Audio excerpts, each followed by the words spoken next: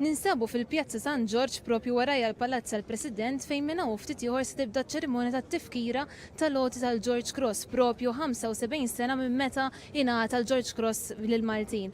Din iċ-ċerimonja ħattendi għalija wkoll il-Prinċep Karlu. Għada l-Prinċep Karlu se jkun il-kellim ewlieni waqt il-konferenza Our Ocean li se tkun qed tinżamm f'pajjiżna għall-ewwel darba bħala mexxej favur l-ambjent li ilu jmexxi kampanja favur is-saħħa u r-reżistenza tal-oċean għal aktar minn 40 sena.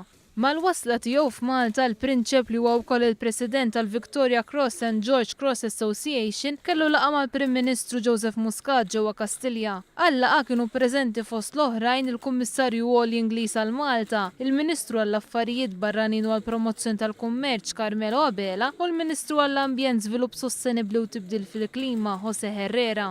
Wara l-Prinċep Karlu żar il-Pro-Katedral ta' San Pawl fil-Belt Valletta sabiex jara x-xogħlijiet ta' restawr li qed isiru li se jiswew ma' 3 miljun euro.